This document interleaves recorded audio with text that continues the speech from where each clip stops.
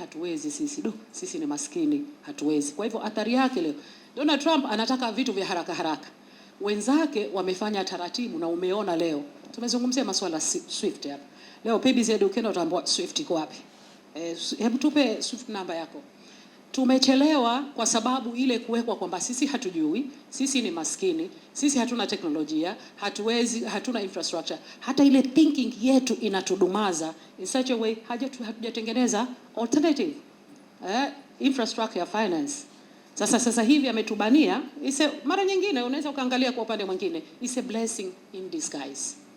It's a blessing in disguise. Kwamba ametupiga, lakini it's high time, tulishachelewa kuweza na sisi kusimama kutengeneza vitu vingine.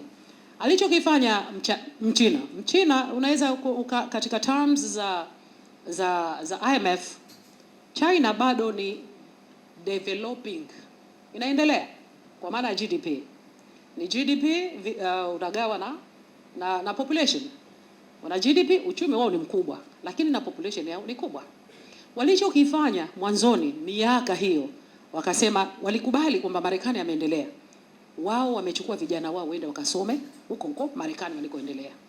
Kwa hiyo walitake advantage kwamba sawa, sisi tumekubali, tunawapeleka kwa makundi vijana wamekwenda wamesoma, wamesomeshwa teknolojia, wamesomeshwa mambo ya engineering, halafu wamewachukua wamewarejesha nyumbani.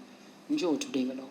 Kwa hiyo bado yeye anakuwa termed, lakini ukiondosha tu ile population, tuseme ukiipunguza, China ana dominate uchumi. Ana dominate uchumi. Lakini ukimhesabu kwa per capita GDP bado yeye ni yuko chini ukilinganisha na mataifa mengine. Kwa hiyo kwetu sisi kama Tanzania tunaathirika kwa sababu tuna trade na nchi ambazo zenyewe zimekumbwa na hiyo taarifa. Sisi Tanzania hatujatake advantage ya AGOA, na mara nyingi tunachokikosea na tunazungumza mara nyingi tunapokuja kwa mfano hizi DTAs tuna double taxation agreements tunazokwenda kuagree nazo. Unajua hatuwezi kuagree on equal terms. AGOA tumeambiwa kwamba sisi tupeleke maana yake tariffs zitakwenda huko, zitapunguzwa. Lakini imetuwekea soko la AGOA ambazo zitakuwa ni kwamba wao wakileta hakuna tariff na sisi hakuna tariff. Lakini how much sisi tunapeleka kule ukilinganisha na wao wanavyoleta huko. Wao ni wengi. Kwa hivyo hata hizi agreements tunazokuwa tunaingia nazo zinawafaidisha zaidi wao, kwa sababu tayari walishajiweka vizuri katika manufacture. Sisi tunasema okay, sisi kwa hivyo hamna kuwekeana vikwazo vya kodi. Yes. Lakini sisi hata unapeleka how much wao wanaleta. Kwa hivyo wanaofaidika ni wao zaidi kuliko sisi.